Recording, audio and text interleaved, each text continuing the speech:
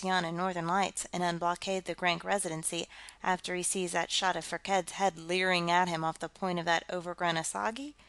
As I said, that's only the last scene, too. I've been having scenes shot all through this fight. Some of them are really horrifying." "But why did you have to fight Firked yourself?" she asked. "You took an awful chance, with 2 hands to his 4." "Not so awful. Remember what I told you about the physical limitations of Ullerans. But I had to kill him myself, with a sword, according to local custom that makes me King of Skilk." "Why, your Majesty!" She rose and curtsied mockingly. "But I thought you were going to make Jonkvank King of Skilk." He shook his head.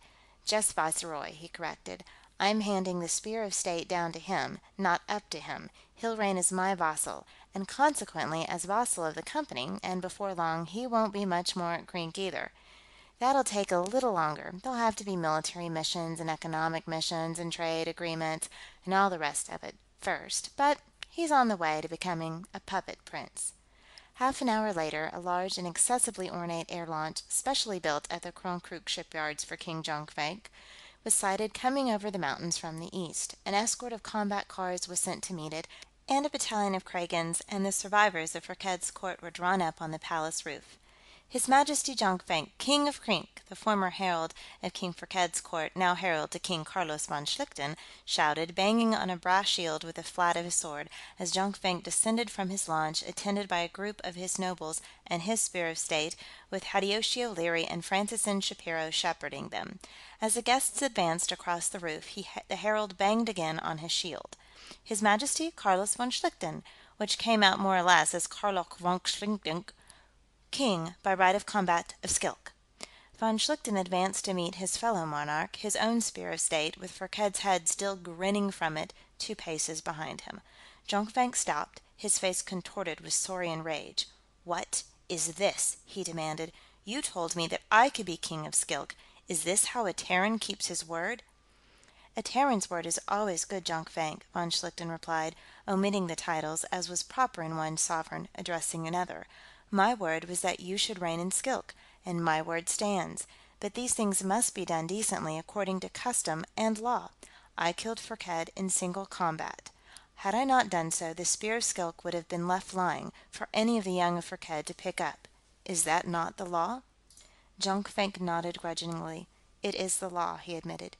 "Good. Now, since I killed Firked in lawful manner, his spear is mine, and what is mine I can give as I please. I now give you the Spear of Skilk, to carry in my name, as I promised." The Kragan who was carrying the ceremonial weapon tossed the head of Firked from the point. Another Kragan kicked it aside and advanced to wipe the spear blade with a rag. Von Schlichten took the spear and gave it to Jonkvank. "This is not good," one of the Skilkan nobles protested. He had a better right than any of the others to protest. He had, a few hours before, ridden in at the head of a company of his retainers to swear loyalty to the Company. That you should rule over us, yes. You killed Firked in single combat, and you are the soldier of the Company, which is mighty, as all here have seen. But that this foreigner be given the Spear of Skilk, that is not good." Some of the others, emboldened by his example, were jabbering agreement. "Listen, all of you," von Schlichten shouted. "Here is no question of Krink ruling over Skilk. Does it matter who holds the Spear of Skilk, when he does so in my name? And King Jonkvank will be no foreigner. He will come and live among you, and later he will travel back and forth between Krink and Skilk, and he will leave the Spear of Krink in Krink, and the Spear of Skilk in Skilk, and in Skilk he will be Skilkan." That seemed to satisfy everybody except Jonkvank, and he had wit enough not to make an issue of it.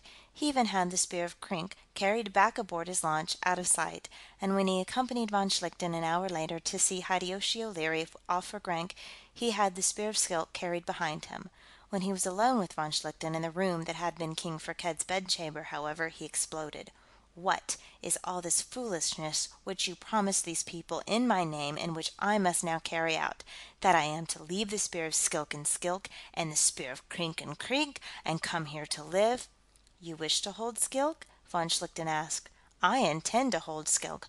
To begin with, there shall be a great killing here, a very great killing, of all those who advised that fool of a Firkked to start this business, of those who gave shelter to the false prophet Rakid when he was here, of the faithless priests who gave ear to his abominable heresies and allowed him to spew out his blasphemies in the temple, of those who sent spies to Krink to corrupt and pervert my soldiers and nobles, of those who... All that is as it should be, von Schlichten agreed, except that it must be done quickly and all at once, before the memories of these crimes fade from the minds of the people, and great care must be taken to kill only those who can be proven to be guilty of something. Thus it will be said that the justice of King Jonkvank is terrible to evildoers, but a protection and a shield to those who keep the peace and obey the laws. Thus you will gain the name of being a wise and just king.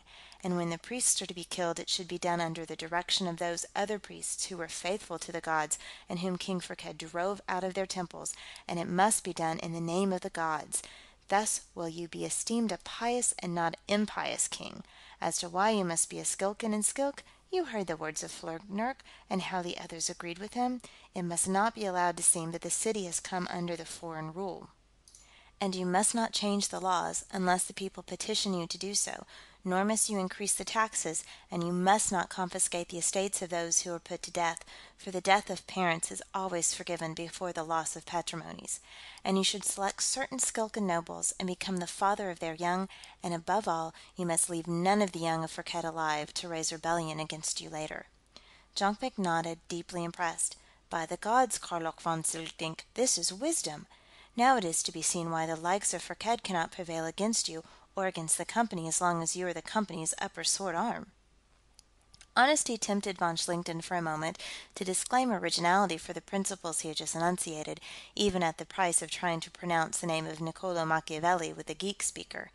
On second thought, however, considerations of policy restrained him.